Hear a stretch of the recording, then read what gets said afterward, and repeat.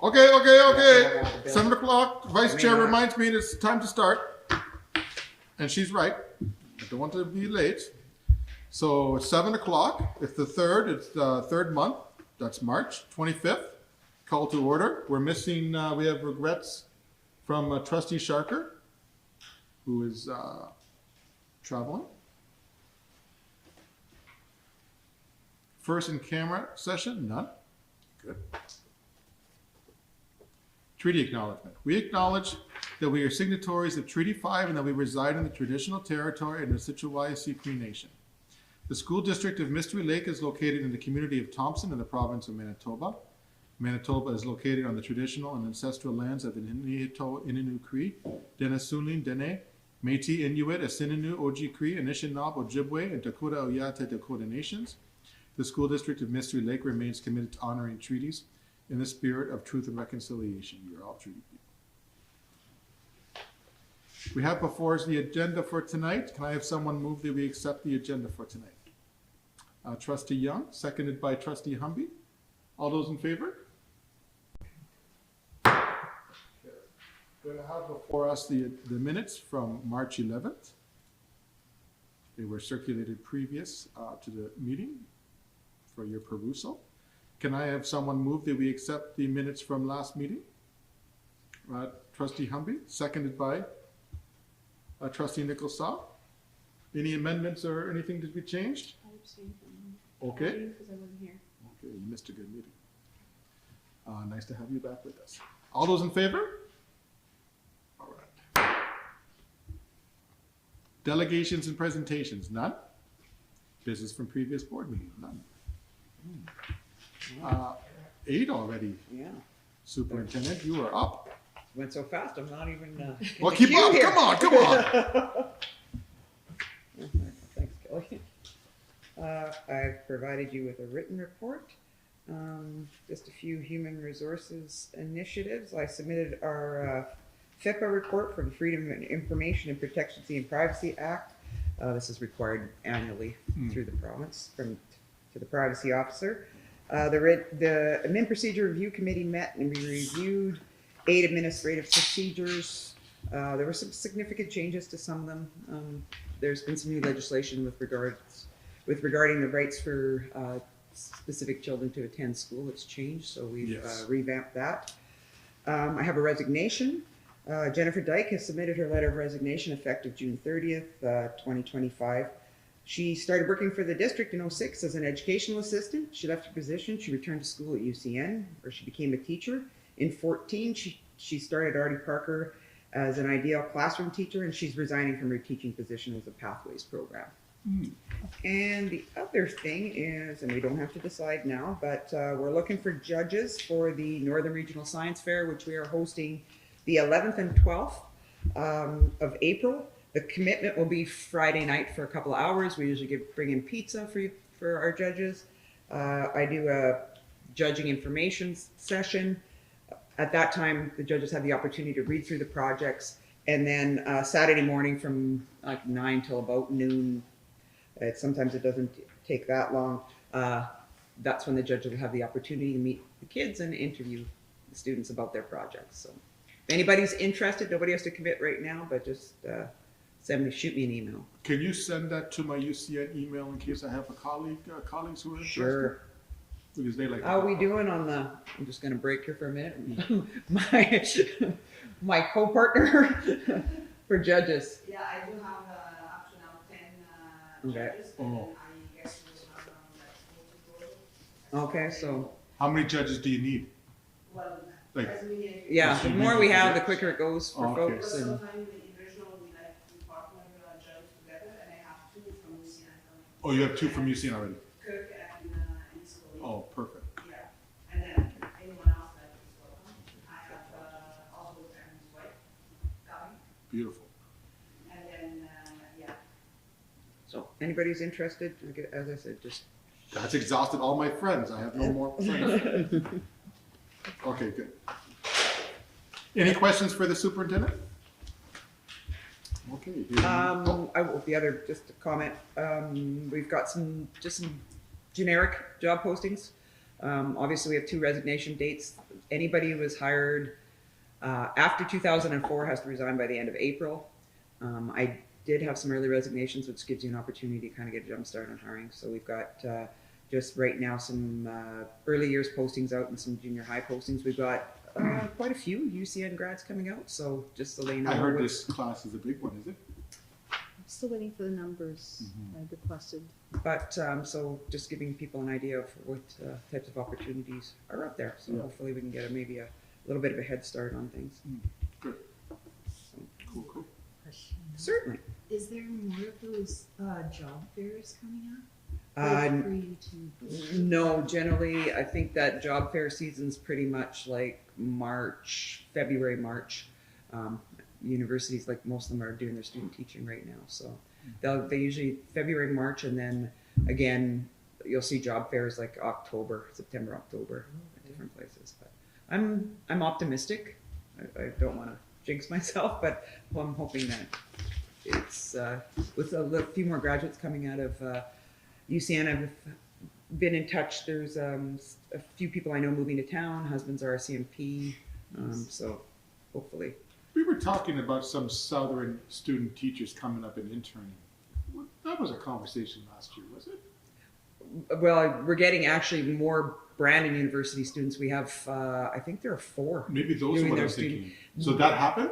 Yeah, we do. I mean, for the most part, they're from here. Oh, But what happens is Brandon University has a difficult time finding faculty advisors. So you have a cooperating teacher, and then you have a faculty advisor that's works on behalf of the university. yeah. So we've made arrangements. Some of the principals, vice principals. I know Jeff Parady's going to do a faculty advising position for a young gentleman who's going to Deerwood. So he's going to go over there. And what they do is they give them a stipend. The stipend's donated back to the school. I said, Jeff, you can be a hero and order everybody in lunch one day if you want. So we're trying to. just blew the arrows off. Yeah. If he doesn't order in lunch and order, yeah. I don't know what happened to this time. But the money has to go back to the school, obviously, because you can't. You're on work time, so Yeah. So they'll write the check back to the school. So. And I'm always looking for retired teachers if anybody's interested in being a faculty advisor. I know someone personally who could probably be one. No one's asked me yet. All right. I did teach once part-time. Okay. Superintendent of Services and Programming. I submitted my report. It was early. It was submitted early, so I missed a few things just because I was on travel for the MASBA convention. We have February's attendance in front of us. Along with that, you'll notice that 5 out of 7 schools were above the 80%. We're looking at 80% as being kind of our standard attendance rates. Yeah, and I think the numbers have improved from the year before. I'm going to look at doing some data collection around attendance in response to nutrition program, just to see if that's making a difference for some of our students, which I think might offset some of the transportation issues. So we need to look at doing something like that.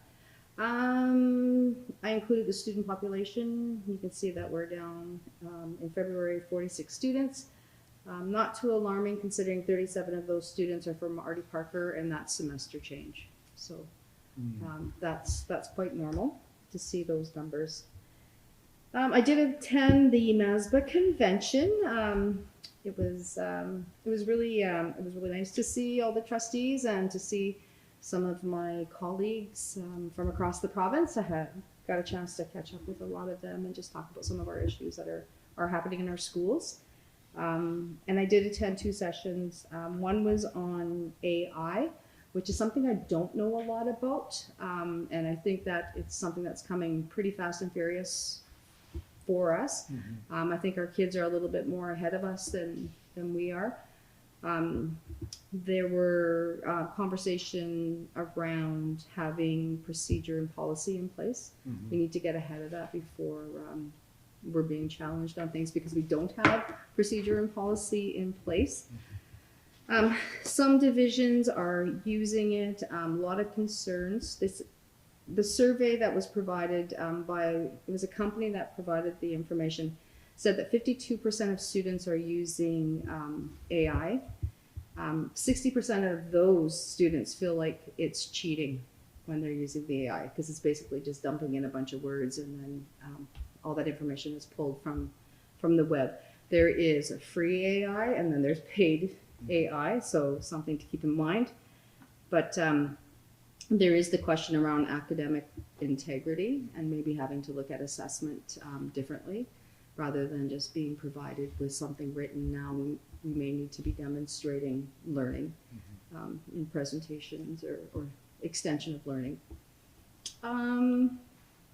So they talked about the risks of AI, private, public, who's inputting the information because it's just information that's being taken. There's some questions around confidential data, misinformation, copyright is another one because they don't cite where the information is coming from, so students are pulling from that. So yeah, there is no quality control on the public AI. So yeah, the need for AI governance needs to happen and to do risk assessments and training around that. The other I went to was climate leadership. And when I went to this, I thought climate leadership meant, you know, climate within your organization. They're talking weather. But it was actually climate. So it was actually quite, it was really interesting. It's about protecting our planet. And this conversation has kind of fallen off the rails for a lot of educators. But kids haven't forgotten about this. Kids are worried about this. They talked about, you know, climate change, species change, extreme weather, which we're seeing more and more of. Talking about infrastructure, health risks, winter roads, waterways, outdoor sports disruptions, fishing and hunting. So it was interesting. They also talked about it's not just the science curriculum; it needs to be across all curriculums. So that was the challenge. They also talked about the importance of the Mamatuaswin document, which we're very familiar with, and we've been doing a lot of work around. They also talked about treaty training. Yeah, it's K-2 ethic of care and living the land. So probably having to revisit this conversation around climate leadership. I know as a district we do the ESD, and our schools do a good job with that. It's limited dollars. It's $700 per school, but each school is doing something around climate action. But we need to really encourage that I shouldn't say encourage, we should probably recognize what's already being done and then just encourage that we continue building on what we're already doing. Because lots of schools are doing lots of really neat things. Walking school bus is one of the ones they had mentioned. The road towers, there's all sorts of things. But yeah, we need to get in touch with what the kids are thinking about. So yeah, I really enjoyed my time at the convention this year. And just a couple of PSAs. So right now we're accepting kindergarten registrations at all of our elementary schools. So they're available online, and also School of Choice is happening. And if anybody is wanting School of Choice, they have to have their applications in by May 15th, and a decision will be made by May 30th, and people will be notified if we're able to grant those School of Choice requests. Super. Any questions for the superintendent? For the school of choice, even if you put it in like last year and were chosen to go to that school where your kid was, do you have to do it every year? No. Once you're registered in the school, you're registered in the school. And even if you're in, let's say you're living in Brentwood and you've moved, you don't have to move your kids out of Brentwood. You can stay in Brentwood if you've moved. Like once you're registered, you're registered. The only caveat is if you go back to a school, then you'd have to start that process all over again. So, Okay. yeah. Question, Mark. Mhm. They give you when you attended the AI session with regards to policy and procedures, is there anybody that's kind of running out of the gates with this stuff? No, but I believe that there was a resolution that MASBA solicit the province to start with some of this documentation, some of these procedures. But you might want to look at Pembina Trails might have something. Yeah, because it's foreign to me too. Oh, me too. Yeah, and not just from the students using it, but the staff using it too. Yeah. Because there's a whole, security is a huge issue. Mhm. Yeah, it might sound good, but you have no idea where the data is coming from. It could be completely fabricated, it could be personal data. So staff need to know if you enter any kind of personal data at all in the prompts, that's data now that the AI company can access. Any kind of social insurance numbers or names or any birth dates, once you put it in a prompt, the data is theirs. Theirs. And people don't know that. They think that they have ownership over that data. You don't. So you're essentially, any data that you put in of a personal nature, you have to accept it's now theirs. And so there's all kinds of liability issues. So you want to be really careful. I was at the same, it was excellent. It does sound. It was interesting. It was Yeah. very interesting. Yeah. Yeah, from all kinds Yeah, of. when you look at it from different perspectives, Oh, especially my if it's goodness. something you're not really, you're Well, trying to you get know, the head and around. it's not like, oh, like there are universities like University of Calgary that's leading the way with policy, but they're just whacking moles right now, and that's a big university, right? So school districts like us, like we know that the young people are using it, but whether they're doing it responsibly or ethically or any of those questions, and then what should teachers do? Should we be encouraging students to use it? Should we be teaching them how to use it? Should we be restricting access to using it? All kinds of different questions. Should we be incorporated into our lesson plans, into our assignments for your grading? Like it's Wild West, right? So it's interesting. Yeah, and it's one that's not going away, by the way. Okay, great. Item number 10, Secretary Treasurer's report. Circulated in your board packages are year-to-date expenditures as of March 17th. As of March 17th, we're 65% through the school year, and our expenses are running at 62.6%. Year-to-date expenses were $31,417,379. No surprises from the budget. The financial dashboard remains the same, with our surplus still projected at $1,670,208.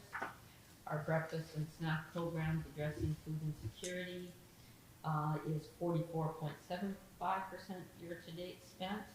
$80,037 have been put into snack and breakfast programs at the school. That's all I have at this time. Super. I think because we've not called out our sponsors for some time, now that we have a national food program, we want to encourage sponsors to continue with their sponsorship. The donors we have, I see, are Show Kids You Care, Child Nutrition Council Manitoba, Breakfast Club of Canada, the Winnipeg Quaker Organization, PC Children's Charity Nutrition Grant, Federal Government, and Manitoba Nurses Union. We thank you for your contributions. 11, new business. Seeing none. Item number 12, correspondence, Manitoba School Boards Association. You have your most recent e-bulletin there, March 19th. Going to see if anything sticks out. CSBA. Yeah, I'll just mention the CSBA convention this July 2nd. So the CSBA has a convention hosted in Winnipeg for July 2nd to 5th. It's also a national trustee gathering on Indigenous education. Planning is well underway. Explore Winnipeg to register, Winnipeg 2025 to register and learn about exciting speakers. Maybe we as a board, do we want to entertain sending someone to that? I would not be uninterested. It's kind of it's right around the holidays, but I'd be very interested if somebody else wanted to go, or if somebody wanted to go with me. typically in a year, if we have monies left over from trustee travel, do we? You get a new budget. Your new budget. Yeah, but I don't want to eat it up into next year's budget. Do you think next year's budget? Next year's budget, was approved with a slight increase to accommodate travel, but there's also general trustee travel fund as well.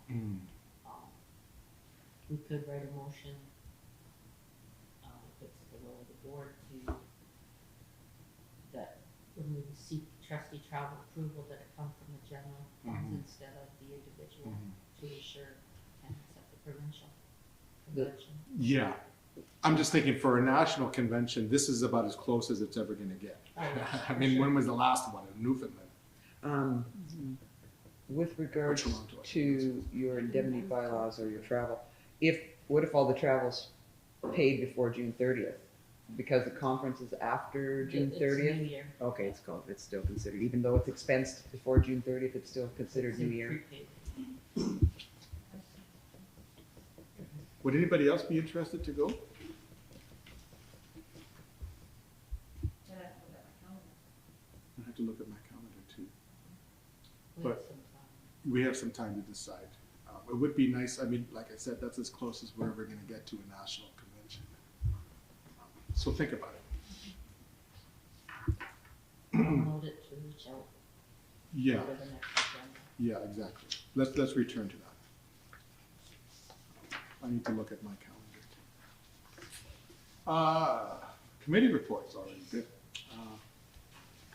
Policy committee, I can report on that. can you report on that? Absolutely. We met yesterday, March 24th at 5 p.m. Under the new business, we reviewed section 13, special advisory committees. There was no change. We reviewed board policy 16, learning environment programs services. There was no change. We reviewed policy 13, board and superintendent relationships. There was no change.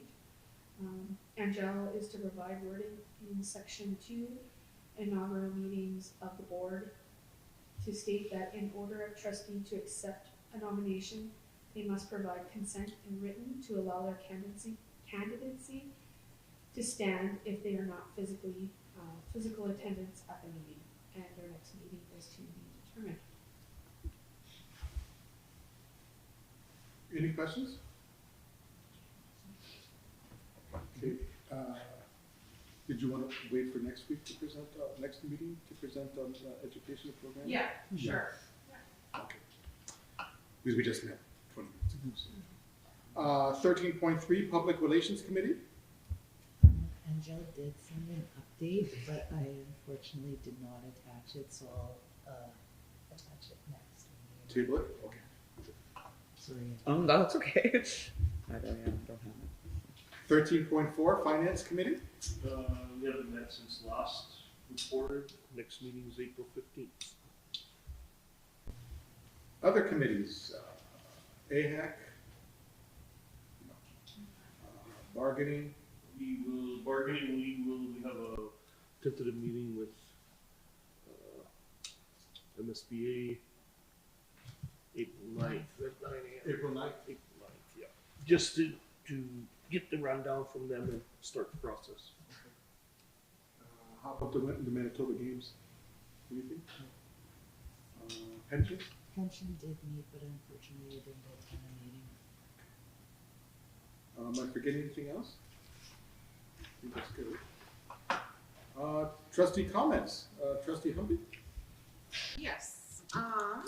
I just want to congratulate the French immersion students who recently competed in the French-speaking contest. I'm not going to attempt to say the name of the company.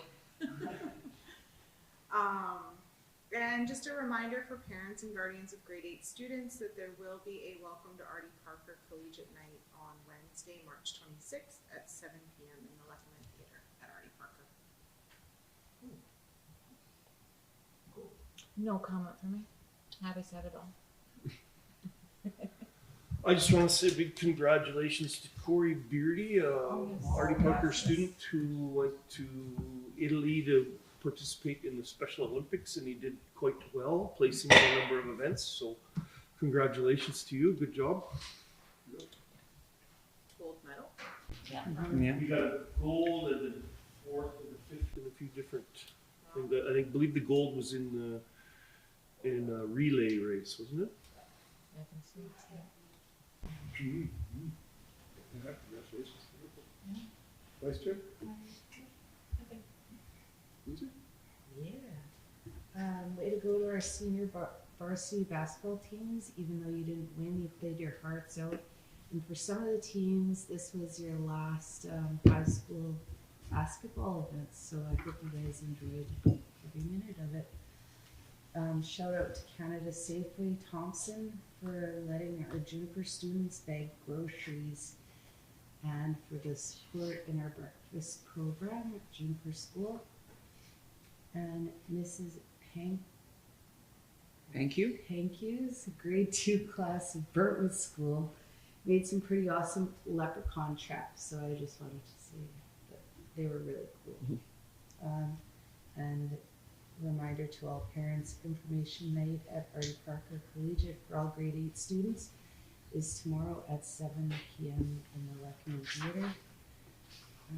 Nicole Riverside had their annual science fair. Awesome jobs to all the students that participated. And shout out to Corey Beardy, Artie Parker Collegiate student, who placed first and fourth in the Special Olympics in Turin, Italy. Great job, Corey. Awesome. Chair report. Nothing happened too much except for the convention last week was excellent. I was successful. Nobody ran against me for director. So I don't know if that's a degree of success. So I was director for Region 2 I think that's for a 2-year stint. So we'll start having regular updates, and I think that one thing we should start doing probably for the 4 school boards is start having chairs meeting maybe more regularly, and then maybe less regularly meet everybody, maybe in an evening, maybe quarterly or some such, where all the trustees can come together from the 4 school districts and talk about issues and that type of thing, just to get the communications going. And even when I was in session last week, some of the colleagues, they say, well, maybe we need to see each other face to face sometime in the school year. And I don't disagree with that either. Now, the logistics is very awesome because of the size of the North, but we can talk about it, the principle of it and how it would be funded. But there does seem to be some interest for the trustees from the 4 boards to meet together physically once a year possibly. So that's something we can talk about.